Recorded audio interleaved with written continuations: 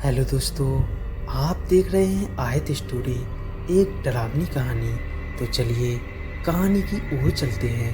भूत प्रेत जैसी बातों पर यकीन नहीं करने वाले लोग कभी इस बात पर विश्वास नहीं करते कि इस दुनिया में कुछ ऐसी पैरालौकिक शक्तियाँ होती हैं जिन्हें समझ पाना बहुत मुश्किल होता है।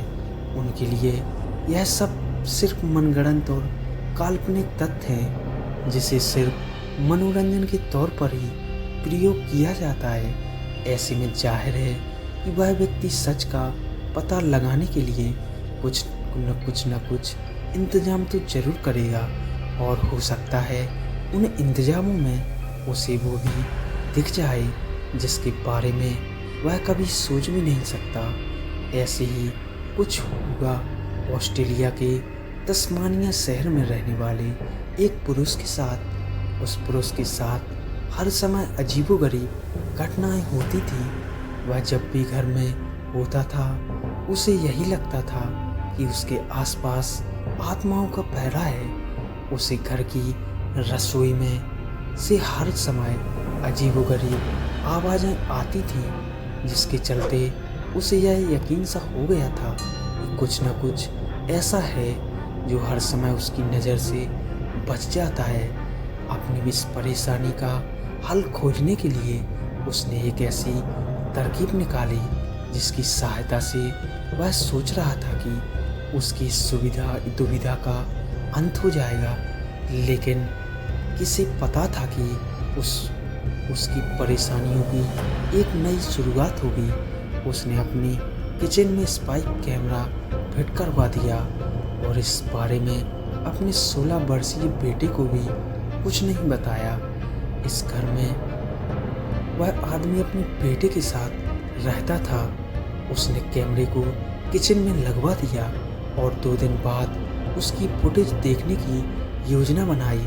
उस आदमी को लगा था कि इस फुटेज में वो आत्माएं घटनाएं कैद हो चुकी होंगी। उसे खुली आंखों से नजर नहीं आती। हालांकि उसका यह उद्देश्य पूरा तो हुआ। उसे अंधे की घटनाएं तो फुटेज में दिखी, लेकिन वह अंधे का इतना हैरान करने वाला होगा शायद उस व्यक्ति ने कभी सोचा ही नहीं होगा।